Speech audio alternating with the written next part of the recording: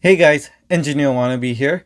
Today we're going to be taking a look and reviewing the Seiko Alpinist SJE085J1. This has been a watch I've owned for about 3 or 4 months and I'm ready to do a review. I've been for a while, but it's finally time. Before we get started, I'd like to do a wristwatch check and give you guys a message. Wristwatch check is the Grand Seiko SBGA415. This is the Four Seasons Winter, a bit of a recent pickup, and I really enjoy it. The message that I have to give you, I usually give at the end of my videos, but I figured a lot of you people are probably missing out on that. I just want to say that you are valuable, you are precious, you are of infinite value, and I appreciate you, whoever you may be.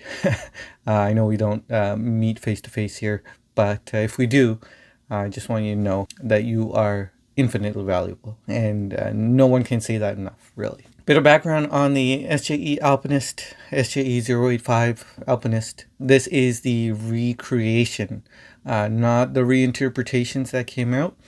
This has the 6L35 movement, so the thinner movement that Seiko has. They call it a recreation, but there's a bit of a misstep, some would say, where they have a slightly different dial, they have a date at 4:30, and all these things kind of add up to something being not so similar to what was in 1959, and that caused a lot of people to think that this is a lesser product. Seiko missed the mark, and if I think they did. But if you look at this watch as its own thing, as I have here, I think it is a fantastic watch.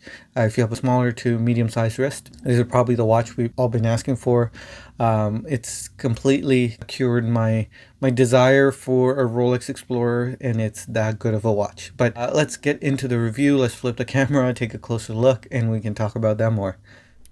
Okay guys, here it is. This is the SJE085, the Alpinist, the Seiko Prospex Alpinist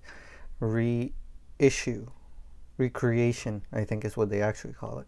But the first clue that you get that this is a really exquisite timepiece or something special is this box that you get here.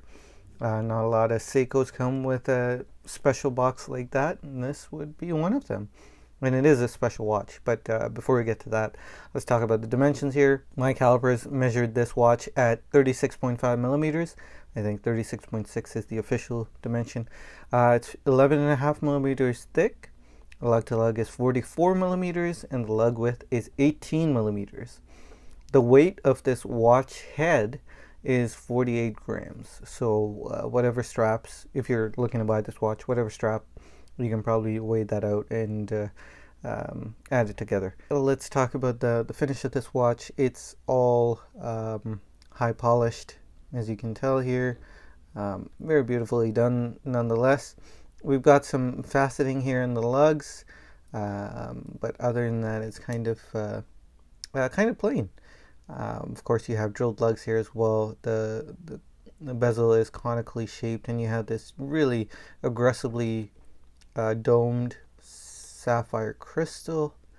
The dial is domed as well. You can kind of tell, it's hard to tell because the reflection that you get from the sapphire crystal, but apparently the dial is domed as well. It's a high gloss dial. Indices, which are reminiscent of the previous Seiko, the 1959, they are filled with lumibrite.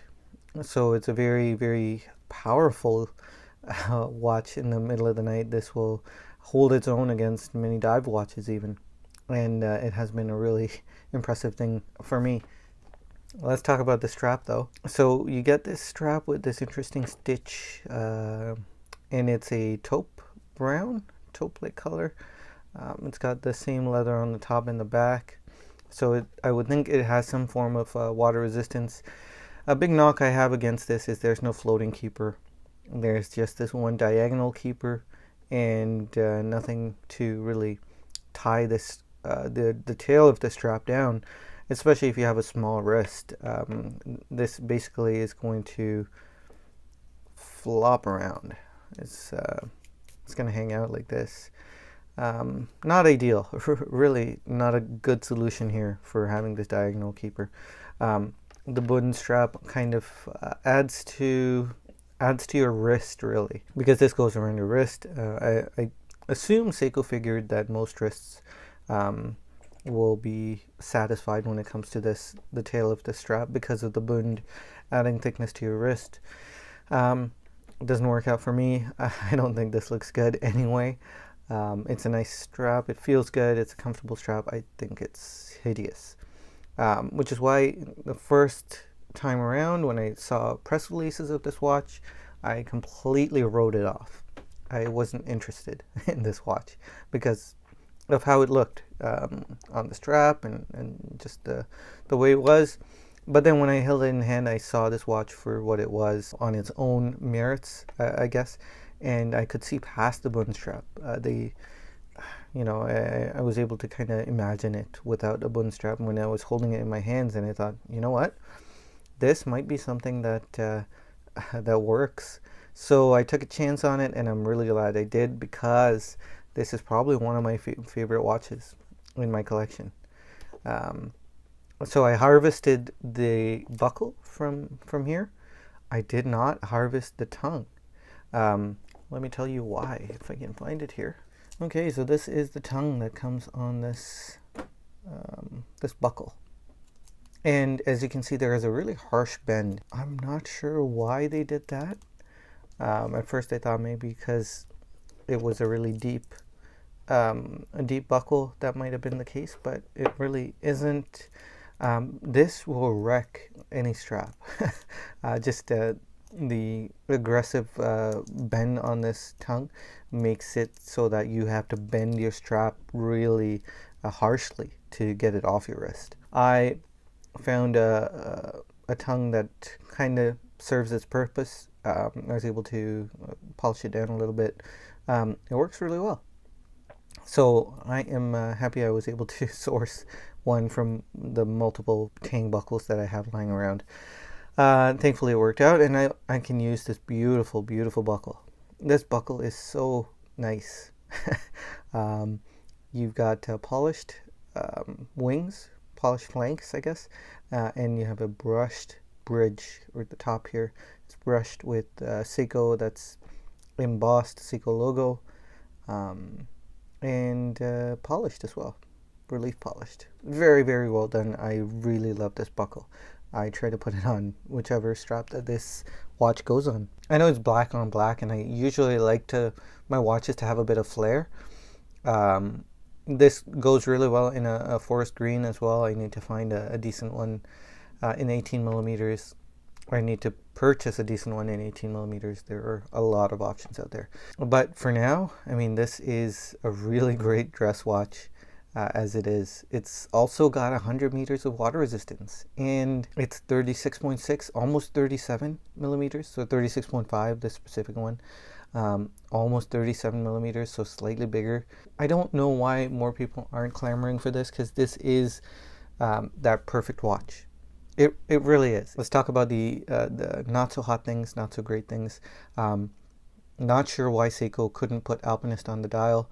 That is a negative when it comes to that recreation part. To me, it doesn't bug me that much now that I love this watch for what it is. But wow, what a missed opportunity. The date, a lot of people don't like that. It wasn't there in the original. Not sure why it had to be shoehorned in. But the text matches the color of the dial. I mean, the color of those hash marks. It matches it perfectly. And the black blends into the dial. So, in all fairness, it blends into the watch. It blends into the dial of the watch, and you really don't notice it until you need the date. It might be a worthwhile compromise for a lot of people. Let's talk a bit about the quirks, I guess. These aren't cons. The hash marks here, they are further down on the dial, and if you're a stickler about setting the time at the 60-second mark, when the seconds hand hits 60, the minute has to be on the hash mark exactly. If you're a stickler for that, this can be a bit of a issue. You might be able to only set it every 5 minutes because this minute hand is going to obscure your view of the seconds mark or the minute mark, and because it obscures the view of the minute mark and the minute hand is kind of thick at that point, you're not going to hit it exactly. If you don't care about that, that's great. You don't have to worry about that. The crown is really nice. I know we kind of glazed over that. There's no signing here. It's just a domed crown, which is interesting. Feels really nice to operate, all that. Case back, of course, like the original, has no display. I didn't think it would, because it's all covered up with this bund anyway. If you didn't take it off it as Seiko intended. Yeah, so not much to talk about there. But the movement, let's talk about the movement now. This is the 6L35. Seiko rates it at -10 to +15, if I'm not mistaken. That's a real shame. This watch should be rated way better.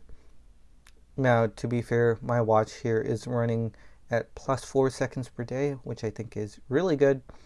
Seiko is just not standing behind their product when they rate something at -10 to +15. Sure, chances are you're going to get something way better than that. It's an under promise, over deliver kind of situation. But if something were to happen and it did come at a -10 state, you can't get them to regulate it, because it's within spec. And I'm not a stickler for accuracy, but it's not good that they're doing that. I used to be a stickler for accuracy, but I'm not now, thankfully. I really, really like this watch. I'm not sure if you noticed, but the seconds hand is colored in a yellowish paint. It's not loomed. If that was going to be your question, it's not loomed. It's just yellow paint. But yeah, I really like this watch, and it's a bit of a weird few missteps that Seiko has taken when it comes to not doing this dial exactly like the past. I'm not sure if there were some sort of copyright issues or IP issues, and then they couldn't do it. But man, a red Alpinist logo there in that beautiful script would have been really nice instead of automatic. And it's unfortunate, but to me that does not matter. This watch in itself is really one of the most perfect watches. It's going to get compared to the Explorer because it is the Alpinist, which is the alternate Explorer, I guess. It's got a great movement. It's got a great set of dimensions, and it's got the water resistance to back it up, and it's very versatile. So I think this is one of the best watches that came out of 2021, and that's really all I have to say about it. Okay guys, well that's it. That's the review of the SJE085. I hope you enjoyed it. Let me know what you think. Do you think the missteps Seiko took in recreating this watch are too costly for you to really enjoy this watch, or are you able to look past that and maybe get a better appreciation for this watch as its own thing? Let me know. I'd love to hear about it. I'd love to chat with you in the comments. And remember guys, you guys are infinitely valuable. I can't say that enough. You're worth it. Time is short. We're running out of it, and you are infinitely valuable. Well guys, take care, stay safe out there, and I'll see you next time. Bye.